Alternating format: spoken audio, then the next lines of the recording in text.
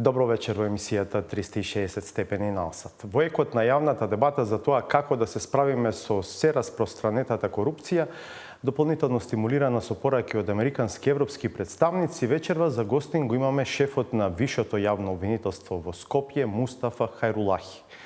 Во моментов, ако бидеме прецизни, Хајрулахи е вршител на должноста во очекување да биде реизбран на позицијата, откако од трката се откажаа прво Фатиме Фетаи, а потоа и Бурим Рустеми, без да кажат зошто го прават тоа. Освен за ова, со Хајрулахи ќе зборуваме и за неодамнешниот избор на Ислама Бази за шеф на обвинителството за гонење на организиран криминал и корупција и лавината реакции чие ехо се уште се слуша. Има ли капацитет, подготвеност и пред се независност јавното обвинителство во целина да се носи со корупцијата која граѓаните ја посочуваат за еден од главните проблеми во нашето општество?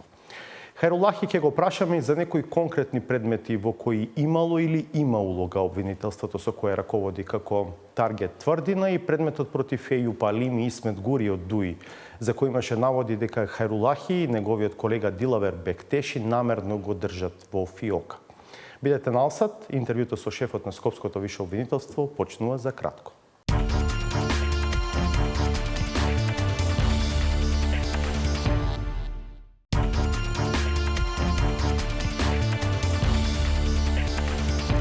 Вие сте со 360 степени. Мустафа Хајрулахи, актуелен ВД шеф на Вишето јавно обвинителство во Скопје и единствен кандидат за нов шеф на ово обвинителство е гостин во ова издание на емисијата. Добро вечер, добро дојдовте. Добро вечер, добро ве најдов. Мир брама, пашандес шеќуесите телевизиони талсат, јурој шандета мир, dhe shpresoj se do të mundohemi që tu përgjigjemi pyetjeve që do të na parashtrohen. Ова е ретка можност да се зборува со шефот на Вишето Скопско обвинителство. Благодарам што ја прифативте поканата. Вие сте билингвален, да. Можете и на македонски, на албански. Ќе изберете на кој јазик да зборувате? Па можеме на македонски, пошто подобро ќе се разбереме. Добро, публиката да не се лути. Нема проблем, нема проблем. Мене ми е сеедно на албански, на да, македонски. Добро. За во интерес на времето и да не би да работава дека, нели, сега работам како обвинител, него за македонскиот малце е несвојствено, така да... Имате студирано на македонски јазик? Да, на македонски јазик во Јустинијан I. Од 2012 сте обвинител во основното јавно обвинителство Скопје, да. А од 2018 сте избран за шеф на... Шеф на Вишето јавно обвинителство Скопје. Да. Во моментот сте ВД, рековме, во теке постапката за избор. На 14 Да. Да, слободно кажете. На 14 ноември ми истече мандатот како шеф на Вишето јавно обвинителство Скопје. Требаше, мислам дека дента требаше да има нов избор за нов шеф на Вишето јавно обвинителство Скопје, но од кои причини не се оствари тоа, навистина не знам. На почетокот бевме, мислам кога конкуриравме, бевме тројца кандидати, и јас, обвинителката Фатиме Фетаи и Бурим Рустеми. Мислам дека обвинителката Фетаи се повлече ден или два пред закажената седница, а Бурим Рустеми се повлече пред сигурно 10 дена. Имате објаснување вие зошто Фетаи и Рустеми се повлекоа од трката? Не, дента кога се повлече, односно кога пуштила мейл обвинителката Фетаи до Советот на јавни обвинители, ми прати порака и ми рече дека се повлекува од трката за шеф на Вишето јавно обвинителство. Вие сте директни колеги, бидејќи практично вие сте им шеф и на Фетаи и на Рустеми. Не зборувате меѓу себе за ова постапка на избор? Зборуваме у кафе муабет, ама зборуваме онака како колеги, без натегања и без, не дај Боже, и расправи по однос на можно ли е да има друга позадина, политичка позадина во нивното повлекување? Нема зошто, не верувам, не би требало. Никогаш не сме отвориле ваква тема и никогаш не сме зборувале за тоа зошто се повлекува. Навистина и од моја страна, ако тие не се отвара да ми кажат зошто и како, од моја страна би било непрофесионално и неетички да ги прашам нив зошто се повлекува. На крајот на краиштата тоа се нивни одлуки. Лични одлуки, јас не би се впуштил во тоа да коментирам нечии лични одлуки. Не е тајна ако кажам дека вас лично ве сметаат за близок до ДУИ. Што би рекле вие за тоа? Вака сега, за жал, кај нас на секој еден му лепат секакви етикети. Не знам од која причина, од каде такви информации дека јас сум бил близок со ДУИ. Навистина не можам да сватам, читам и по порталите, читам и по медиумите, дека сум бил близок со Дуи. Нека докажат, нека потврдат со било што дека јас навистина сум близок со Дуи. Дали откажувањето на Фетај на Рустеми му одзема од легитимитетот на целиот овој процес на ваш избор, господине Искрено, Хайрулахи? кога се објави огласот и кога конкурира обвинителите Фетај и Рустеми, ми беше мило, пошто навистина треба да има конкуренција и да има добар избор. Односно да се избере најдобриот од кандидатите. Нивното повлекување, искрено да ви кажам, малце ме погоди, пошто нит беше најавено, нит имаше причина зашто да се повлечат, можеби тие ги знаат причините, но и јас како шеф на тоа обвинителство до доаѓањето кај вас на емисија не сме разговарале за причините по однос на повлекувањето и на обвинителката Фетај. Можеби не сака да бидат спотери во процес во кој што мисла дека однапред се знае победникот. Не знам, навистина не знам. Не знам и не би се впуштил во тоа да коментирам дали однапред би се знаело победникот, пошто не сакам да преюдицирам одлуки на Советот на јавни обвинители. Ова е едниот елемент, откажувањето на двајцата ваши ривали, да речем, во таа трка. Вториот елемент за кој сакам да ве прашаме е неможноста да се обезбеди кворум во Советот на јавни обвинители, телото кое треба да го изврши вашиот избор. Имате објаснување зошто се случува ова? Не, навистина не знам, пошто Советот на јавни обвинители е сосема друга институција за разлика од јавното обвинителство. Не би земал за право да зборувам нешто за составот на Советот на јавни обвинители, само знам дека се тенки со кворум, мислам дека се моментално 8 членови од Советот, од потребните 11 и затоа најверојатно и не може да Препознавате тактизирање и кај Советот од други причини, често? Не ми се верува. Не ми се верува и не би сакал ни да помислам на тоа дека се тактизира. Сакам да ве прашам како човек кој што е на прилично висока позиција во јавно обвинителската хиерархија и структура. Што мислите за тоа што членовите на Советот најчесто само гласаат без да ги образложат своите одлуки за тоа како гласаат? Кажав, не би земал за право да коментирам работа на Советот на јавни обвинители. Сепак јас сум јавен обвинител, избран од тој Совет на јавни обвинители и би било неблагодарно да коментирам начин на работење и начин на функционирање на Советот на јавни обвинители. Во јавноста се коментира тоа и од невладени организации кои што вршат постојан мониторинг и наблюдување на работата на Советот, за тоа дека во многу ситуации членовите само гласаат без да кажат како гласаат и дека таквиот начин не оди во прилог на зголемување на довербата на граѓаните во процесот и генерално во обвинителството. Сега, нема контроверзии само кога гласа Советот, контроверзии има и кога гласаат директно јавните обвинители. Последен таков пример е изборот на Ислам Абази, практично прв таков пример, бидејќи прв пат излеговте на директни избори. По решението што беше усвоено во новиот закон за јавно обвинителство, велам, тој избор предизвика и се уште предизвикува многу реакции поради наводите за негова близкост со Дуи. Станува збор за многу важна позиција во борбата против криминалот и корупцијата. Како според вас се случи Абази да стане шеф на тоа обвинителство? Ќе почнеме хронолошки. Значи, со Ислам Абази се знаеме од поодамна. Ислам Абази беше виш јавен обвинител на Висшето јавно обвинителство во Гостивар. Практично ваш колега на исто рамниште со вас. Да, на исто рамниште за апелационото подрачје на апелација Гостивар. Да. Освен што ми е колега по однос на Висшето јавно обвинителство, заедно бевме во дисциплинската комисија при јавното обвинителство на Република Северна Македонија. Така да со Ислам Абази имам добра комуникација, блиски односи. Изборот на Абази не знам зошто би било толку проблематично и толку озборувано од сите чинители, односно од сите фактори, од причина што изборите беа слободни, фер, демократски, од излезеноста беше на високо ниво. Можам да зборувам за излезеноста во склоп на Висшето јавно обвинителство Скопје. Од 91 обвинител колку што има на избирачкиот список на територијата на Висшето јавно обвинителство Скопје, дента на изборите излегува 89. Значи само двајца беа спречени, едниот што беше на боледување, за другиот обвинител не знам зашто не се појави на гласање. Што значи дека не може да има притисоци и неразумно би било некој да врши притисок врз јавен обвинител, пошто се знае како може да биде крајот на тој што ќе се дрзне да врши притисок врз јавен обвинител, поготово при избор на свој колега на јавен обвинител. Едната линија, ќе зборуваме низ повеќе прашања заради динамика. Едната линија на забелешки беше тоа што Абази нема искуство со вакви или слични предмети и тоа што пред изборите не излезе со своја програма. Да. Видете сега, не знам зошто цело време се проблематизира и цело време се повикуваме на изборната програма на обвинителот Ислам Абази. Со изборната програма на обвинителот Абази и на другите обвинители, јас тргнувам од самиот себе си.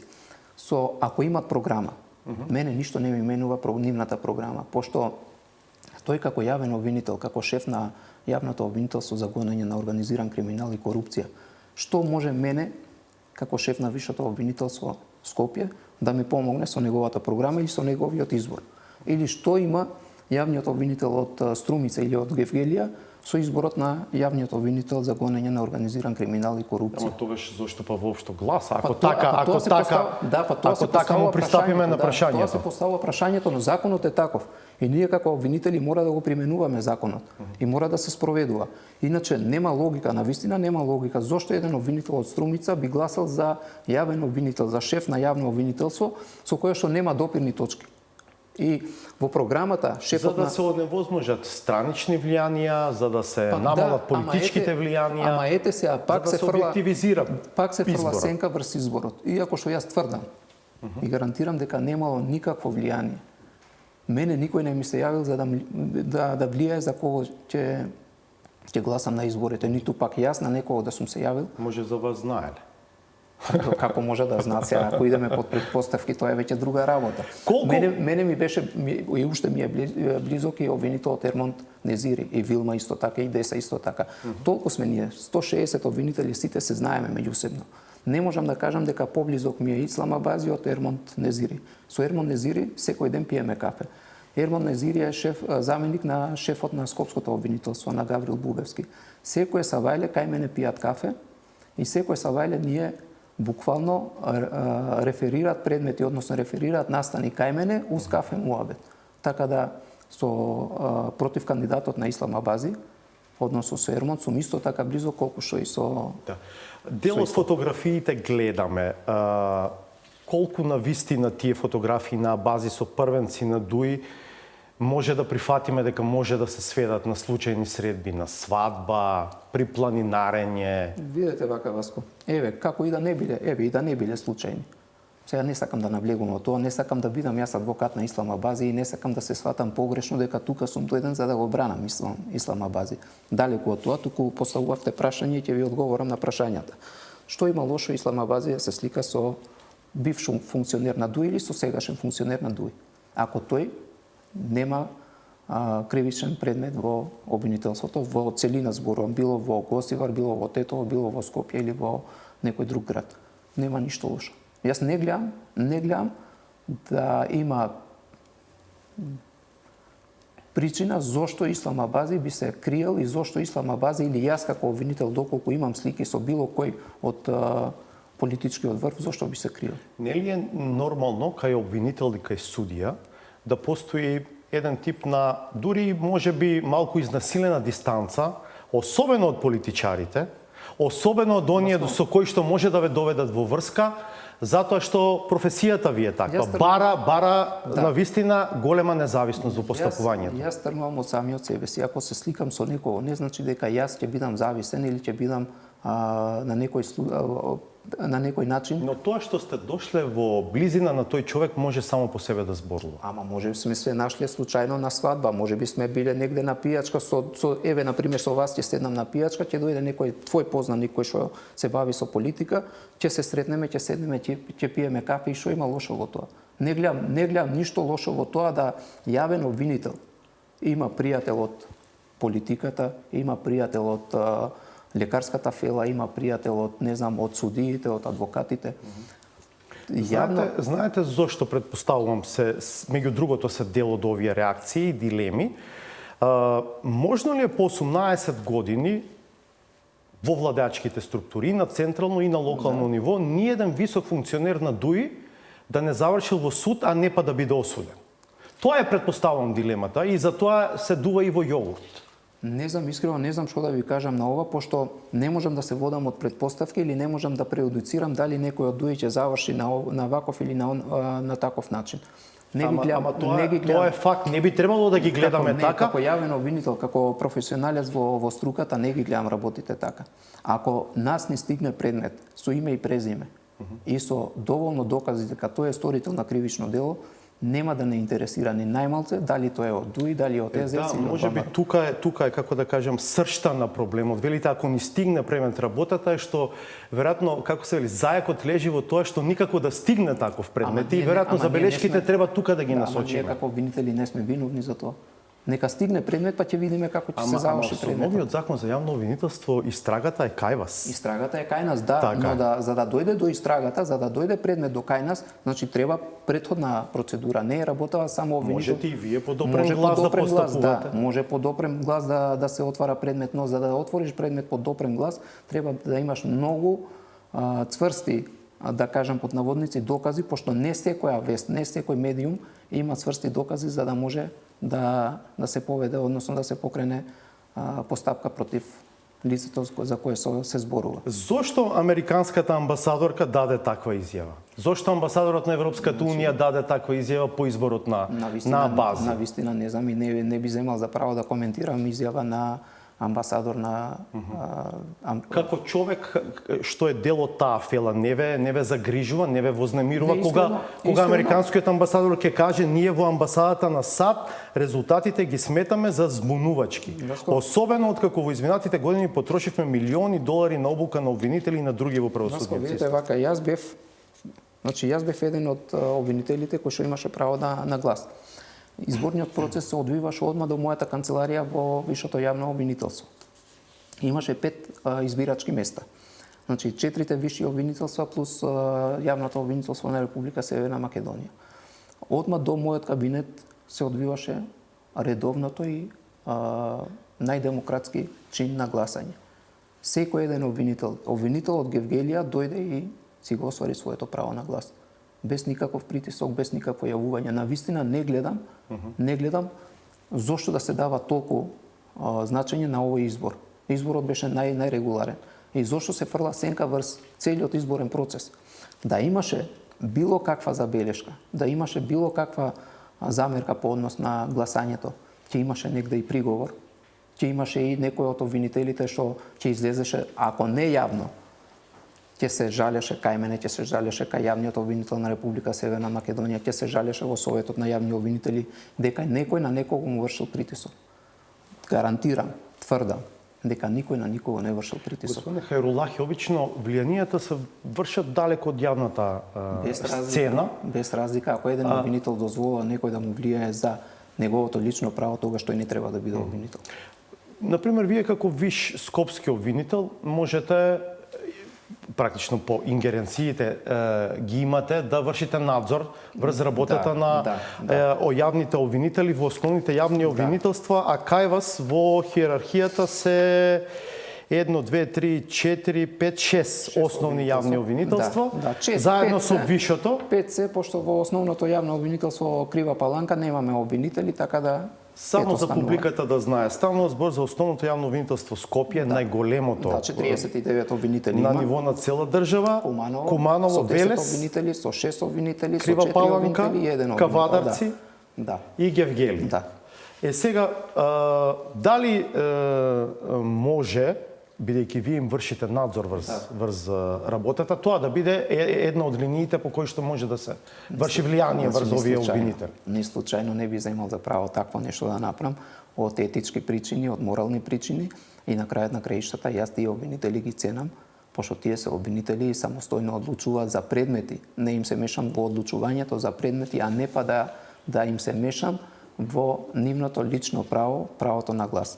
Така да далеко од здравиот разум би било јас да им се мешам или да им наметнувам моje мислење по однос на тоа тие како ќе гласат и за кого ќе гласат. Еден од резултатите што многу се коментираше беше, да речем, 7 гласа за Исламабази во Штип. Во Штип, да. Каде што гласале обвинителите од Источна Македонија, условно кажано. Сакавте нешто да коментирате? Не. Завршете за да можам да... Да речеме, интересно ќе биде да видиме сега како ќе одат унапредувањата и изборите во тие обвинителства во следниот период во Советот на јавни обвинители. Зошто мислите дека е интересно ако се гласало за Исламабази во Штип? Еве, имаше гласови и за Ермон Незири во Штип. Ама еве за Ермон Незири во Гостивар 0 имаше. Не знам за тоа дали имаше 0, не знам, не се сеќавам. Ама еве, без разлика. Имало и за Исламабази и за Ермон Незири. Ви кажав и преска и пак ќе потенцирам. Не сум адвокат на Исламабази, само сакам да ги разглабам овие работи, пошто бев директен учесник во изборниот процес, одма до мене се гласаше. И сам рековте во Штип не го знаат во Источна Македонија Исламабази, нели? Нема ли допир со него? Не. Сега вака ќе ви кажем од каде Исламабази се знае со обвинителите од Штипското подрачје, од каде се знае со обвинителите од Битолското подрачје. Значи, секоја година Висшето јавно обвинителство, односно висшите јавни обвинители, изготвуваат годишен извештај за работењето на основните обвинителства во склоп на Висшето јавно обвинителство. До лани, а се надевам и годинава истото ќе биде, годишните извештаи, секој еден виш обвинител, например, висшиот обвинител од Штип, господин Витларов, практикуваше секоја година да не собере сите висши обвинители, шефовите на висшите обвинителства и да идеме кај него во Штип и обвинителите од Штипското апелационо подрачје секој за себе да го брани годишниот извештај. Истото го правевме и во Битол, а истото го правевме и во Висшето јавно обвинителство Скопје и Гостивар. Така да тука е тоа кохезијата меѓу обвинителот Абази со обвинителите од Штипското подрачје. И не е ништо лошо и не е греда ако некој од Штипското апелационо подрачје гласал за Исламабази. Не гледам причина зошто да не гласа. Ќе биде под посебен фокус сигурно работата на господинот Абази во следниот период. Ќе видиме што ќе продуцира тоа обвинителство, какви ќе бидат перформансите. Исламабази ќе излезе со добри резултати, пошто го знам каков обвинител е и да знаете дека веќе има добри резултати во тоа обвинителство. Прв показател е тоа дека нарушените меѓучовечки односи во тоа обвинителство лека по лека доаѓаат на задоволително ниво. А како знаете вие дека беа нарушени односите? Па колеги сме. Секојдневно комуницираме. Тоа сакате да кажете дека беше резултат на претходната шефица? Не знам, не можам да коментирам, не можам да давам такви оценки, но знам дека веќе се подобруваат меѓучовечките односи во тоа обвинителство. Пошто нивната работата на јавното обвинителство за гонење на организиран криминал и корупција, делумно и е под контрола на Висшето јавно обвинителство Скопје. Видете, може би имало нарушени меѓучовечки односи, но факта дека во мандатот на претходната шефица, може би за прв пат во историјата на оваа држава, се отворија случај за актуелни функционери од актуелната гарнитура на власт. Така е, тоа е за поздравување. Обвинителката Вилма Русковска ја ценам и ми е драга пријателка. Немам ништо против Вилма Русковска, да не се сватиме погрешно, но Исламабази веќе ни месец дена не е седна таму. Секоја влада има пробни 100 дена, така? Па дајте да му дадеме шанса на човекот да видиме како ќе се покаже. Ако имаме воопшто простор како општество и држава да даваме шанса, мислам дека толку се сериозни проблемите. Значи првиот месец помина. Така? Да видиме вториот месец како ќе помине.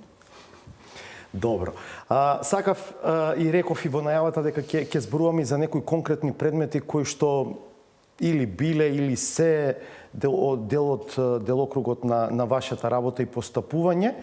Еден од предметите во кои што многу се спомнуваше вашето име беше предметот за Ејуп Алим и Исмет Гури и двајцата представници на ДУИ, првостепено осудени за фалсификување изборен резултат, вака колоквијално кажано, друго е кривичното дело. Зошто тој предмет долго остана во фиока во вашето обвинителство, откако се случи првостепена пресуда и предметот отиде во апелација за да се решава по жалби? Значи вака. Прво и основно немам слики ни со едниот ни со другиот. Да разјасним. Тоа вие знаете, да. Или сте внимателен? Не, сериозно Или не се среќавате? Не ги знам, не ги познавам. Ги знам по предмети, односно по конкретниот предмет. Конкретниот предмет стигна во висшето јавно обвинителство, како и секој еден друг предмет. Начинот на работење во висшето јавно обвинителство, а и во другите обвинителства, без разлика дали е висше, дали е републичко или основно обвинителство, е така што обвинителот ги парафира предметите и ги дава на стручната, односно на администрацијата, за да можат тие редоследно по римско бројче да ги распределуваат по обвинители. И ако добро видов во подготовка на оваа емисија, тоа се случува во првата половина на ноември 2021 година. Да. Значи, предметот доаѓа кај вас во висшето обвинителство. Цела хронологија на целиот настан. Стига предметот како и секој друг предмет. До пред моето доаѓање во висшето јавно обвинителство, висшиот јавен обвинител, кога ги парафира предметите, ставал и римско бројче на кој обвинител да се додели предметот за работа. Со моето доаѓање го сменив начинот на заведување на предмети, за да не давам простор некој да се посомнева дека некому му давам потежок или полесен предмет. Иако што лично за мене нема потежок и полесен предмет, туку има предмет. Секој еден предмет е приказна за себе. Стигна предметот втората половина на ноември месец, ако не грешам. Го парафирав како и секој друг предмет и предметот се даде во писарница, описнички да се дели на обвинител кој што е поред за таков предмет. И случајно или не се погоди кај Дилавер Бектеши. Дилавер Бектеши, да. Дилавер Бектеши почна, пракса е кај нас во висшето обвинителство, не знам како е во другите обвинителства, за покрупни предмети, пообемни предмети да се дава на период од 10-15 дена на обвинителите, да не се прима друга пошта, туку да се посвети на покрупниот предмет, како што беше случајот со предметот на Исмет Гури и на Ејуп Халими. Исто така, обвинителот Дилавер побара да биде ослободен од други предмети. Тоа не е само за него, туку и за другите предмети. Еве и ден денеска имаме такви предмети кај што обвинителите добиваат по 10-15 дена, за да може да се посветат на предметот посериозно. Си доби рок од 10 или 15 дена, не сум сигурен, за да го проучи предметот. За жал, во тој временски период беше позитивен на корона. Имаше компликации сериозни со здравјето, беше во изолација, исто така и наболедување. За жал, след на околности, на 1 јануари јас бев позитивен и поминав многу лошо со короната, и поминав сите стадиуми. На работа се вратив на 16 февруари, иако што лекарите препорачуваа да мирувам до почетокот на март месец. Но знаејќи дека на работа имам неодложни обврски, одлучив да прекинам соболедувањето и да почнам со работа. Со самото тоа што почнав со работа, како денеска се сеќавам, на 16 февруари почнав со работа, уште првата недела почнав со активностите околу функционирањето, нормалното функционирање на висшето јавно обвинителство. Прво нешто што направивме, свикавме колегиум на висшето јавно обвинителство, за да би можел јавниот обвинител Дилавер Бектеши да го реферира предметот, пошто тоа е пракса во висшето јавно обвинителство за посериозни предмети, ако побара обвинителот кој што е задолжен со предметот, да може истиот да се реферира пред колегиумот на висшето јавно обвинителство. За да би можело сите обвинители што се присутни на колегиумот, секој да дава свое мислење, односно свое гледиште по однос на правната квалификација и по однос на другите околности во врска со предметот. Тоа и се случи, имавме колегиум, јавниот обвинител го реферираше предметот пред присутните обвинители од висшето јавно обвинителство и заземавме став како колегиум на висшето обвинителство, пошто имаше несогласување по однос на правната квалификација за конкретниот кривично правен настан, одлучивме за да бидат работите појасни и ние како висше обвинителство и обвинителот Дилавер Бектеши како обвинител кој што постапува по предметот, да има чиста ситуација, одлучивме предметот да се реферира пред колегиумот на јавното обвинителство на Република Северна Македонија. Колку често го правите тоа за други предмети? За посериозни предмети да не кажам и секогаш. За посериозно, но побарање на обвинителот кој што постапува по предметот. Не бевте селективни во овој случај? Ни случајно. Нема зошто да сме селективни. Тој е предмет како и секој друг предмет. Нема зошто да има селекција. Значи, ако обвинителот, еве и ден денеска, ако обвинителот не инсистира, односно бара да биде рефериран, предметот, има таква можност И потоа што се случи со И предметот? потоа обвинителот, од кога бевме во јавното обвинителство на Република Северна Македонија, од кога заземавме заеднички став по однос на понатамошниот тек на предметот, јавниот обвинител Дилавер Бектеши си пушти предлог до судот, потоа се судеше тој предмет како се судеше и на вистина сега не знам ни во која фаза е предметот, дали е укинат, дали е вратен на повторно, на вистина не знам. Добро. Тој предмет ми е како и сите други предмети. Без никаква тежина, односно без никаква обсервација поинаква од другите предмети. Добро. И самиот рековте во текот на овој интервју дека сте член на дисциплинската комисија во рамките на јавно-обвинителскиот систем во земјава по функција. Да. Еден од шефовите на висшите обвинителства, четворицата шефови од другите обвинителства, еден делегиран обвинител од Републичкото јавно обвинителство ја формираа дисциплинската комисија. Знаеме за дисциплинска постапка што иницираше државниот обвинител за 3 обвинителки од основното јавно обвинителство за гонење на организиран криминал и корупција, поврзани со нивно постапување во предистрага за случај поврзан со финансиската полиција. Јас би ве прашал дали се тоа единствените дисциплински постапки што ги водите во овој момент? Не, значи вака. Да не се земе за греда дека дисциплинската комисија, односно дека дисциплинската постапка се води ад хок. Односно, само во случај кога има дисциплинска постапка, тогаш се формира дисциплинската комисија. Дисциплинската комисија е предвидена и во Законот за јавно обвинителство и во подзаконските акти на истоимениот си закон. постои, сакате да кажете. Да, постои без разлика дали има постапка или нема, комисијата како комисија постои. Не е формирана сега за Русковска и за Трајчева. Не е формирана комисијата, постои од поодамна. Само да ви кажам дека комисијата во полн состав и во полн нек во последните 4 години на вистина работеше, да не кажам, имавме составници секој ден, пошто на вистина имаше многу постапки за разлика од минатото кога немало никаква постапка, никаква нит потешка дисциплинска повреда, нит полесна дисциплинска повреда. Значи, ќе почнам со хронологија, со начинот како функционира дисциплинската постапка, за да се тргнат сите нејасноти околу начинот на функционирање на ова тело. Значи, дисциплинската комисија е составена од 5 члена. 4 члена се од висшите јавни обвинители, од 4 висши јавни обвинителства. И еден представник имаме од јавното обвинителство на Република Северна Македонија. Дисциплинската комисија функционира во полн состав. Значи мора да бидеме сите 5 членови од дисциплинската комисија за да можеме да заседаваме, односно да имаме седница. Со конкретниот пример што го наведовте, значи јавниот обвинител на Република Северна Македонија, пошто само тој е надлежен да може да поведе дисциплинска постапка за обвинители кои што се од организиран криминал. Тие одговарат пред јавниот обвинител на Република Северна Македонија и затоа јавниот обвинител на Република Северна Македонија е тој што може да иницира дисциплинска постапка према тие обвинители. Јас како виш обвинител не можам. Законот не ми дава такво право. И сега, зошто е тоа така? Значи, јавното обвинителство за гонење на организирани криминал и корупција... има специфична позиција во... Не одговарат за својата работа одговарат пред јавниот обвинител на Република Северна Македонија, иако што делумно надзор и контрола вршиме и ние како висше јавно обвинителство по однос на жалбите, по однос на рокот за истрага и по однос на судирот на надлежност.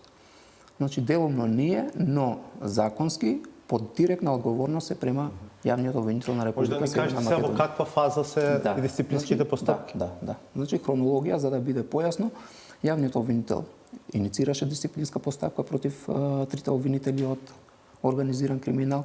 Една од обвинителките беше и оддалечена од работа. Значи, тоа право сепак е право кое што е предвидено со Законот за јавно обвинителство, но тоа право му припаѓа само на јавниот обвинител на Република Северна Македонија. Јас како виш јавен обвинител и да поведам постапка против обвинител од моето апелационо подрачје, немам право да суспендирам од работа. Значи, тоа е ексклузивно право на јавниот обвинител на Република Северна Македонија. Јавниот обвинител го направи тоа, значи поведе постапка против 3 обвинители, предметот е во фаза на кај што јавните обвинители треба да дојдат, пошто тоа е постапка како и другата постапка, како и кривичната постапка. Јавните обвинители треба да дојдат и да дадат своја Се одбрана. уште не биле? Не, не.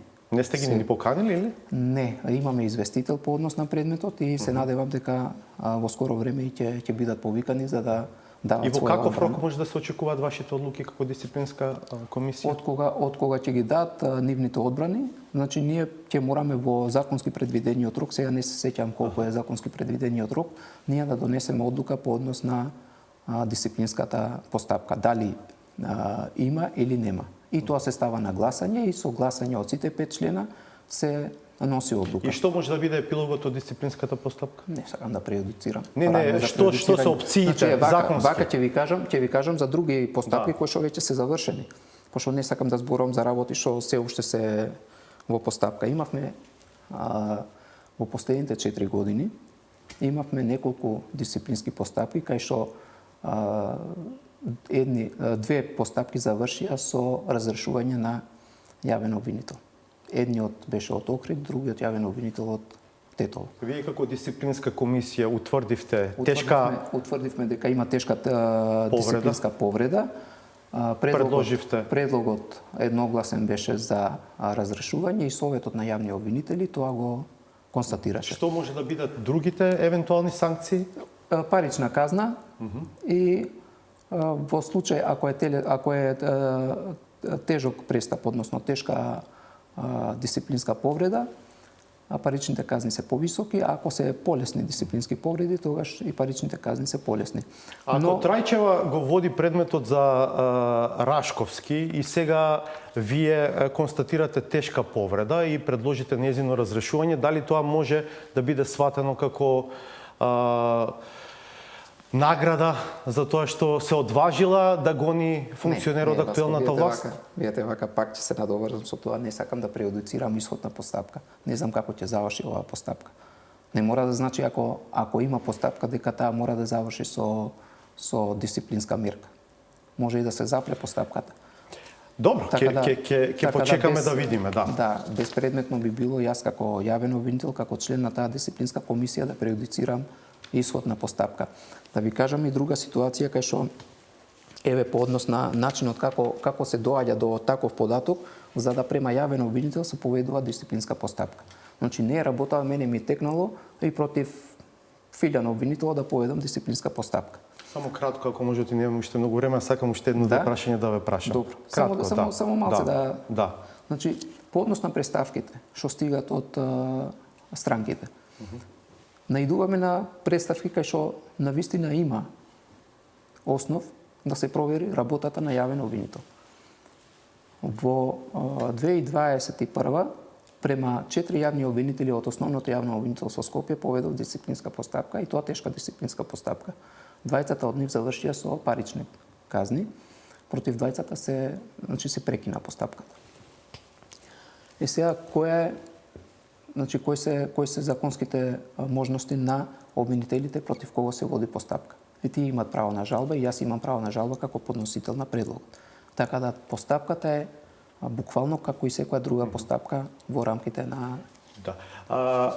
Полека реков, се движиме кон крајот. Имате ли став за овие меѓусебни обвинувања меѓу вице-премиерката за политики за добро владење Славица Грковска и државниот јавен обвинител Љубомир Јовески? Значи, многу отровни стрели беа истрелани од едната и од другата страна. Да, а на крајот на краиштата делиме заеднички интерес и заеднички интерес е да функционираат нештата во државата, а не да се препукуваме преку милионите. Делите ставот Јовески дека подобро да не постои таа канцеларија во рамките на владата и парите да се употребат за друго? Не знам, тоа е став на обвинителот, не би го коментирал ставот на обвинителот, сепак тоа е него лично мислење како и што не би го коментирал и ставот на... А тоа дека никој нема право да се меша во работата на обвинителството? Па сериозно не треба да се мешат во работата на јавното обвинителство. А во неработата на јавното обвинителство, дали може да се мешаме? Не, видете вака, во неработата на јавното обвинителство, затоа сме ние тука како шефови на тие обвинителства и ако некој за успехот и неуспехот на тие обвинителства, одговорноста е наша. Само кратко, друго беше прашањето, ама добро, во друга прилика ќе го дискутираме. Вака се, да знаете со какви се услови, со какви се проблеми обвинителите се соочуваат во секојдневното работење, че имате друго мислење за функционирањето на јавното обвинителство. Од надвор, многу е лесно да се критикува. Зошто е толку ниска довербата? Генерално во правосудните институции. Довербата ја сочинуваме ние. Значи јас, ти, другиот, третиот, сите сме чинители на довербата. Не можам јас да кажам дека само јас сум тој што ќе придонесам да имаме доверба од 8 или од 9 или од 15%. Сите сме чинители на таа доверба. Вие како новинари, јас како обвинител, другиот како посматрач, значи секој еден од нас е чинител на тој 8%. И на вистина, не би ми паднало никогаш на памет да се малтретирам со тоа колку ни е довербата, дали ни е 8% или 10%, пошто на крајот на краиштата ние не мериме рейтинг, не сме политичка партија да мериме рейтинг. Знаеме како се работи, знаеме под кои услови работиме и знаеме секоја година по основ на годишните извештаи колку се подобрува работата на јавното обвинителство. Сакам да зборуваме и за тоа, ама ќе ве поканам друг пат и подетално ќе зборуваме и за капацитетите, и за ажурноста, неажурноста и така. Ви благодарам многу што прифативте да бидете дел од 360 степени, бидејќи наистина е ретка можност нели да се зборува со толку. Фала ви на поканата. Па здравје, ќе имаме и други шанси. Секако. Благодарам уште еднаш. Фала и на вас. По паузата е новото издание на Саботажата.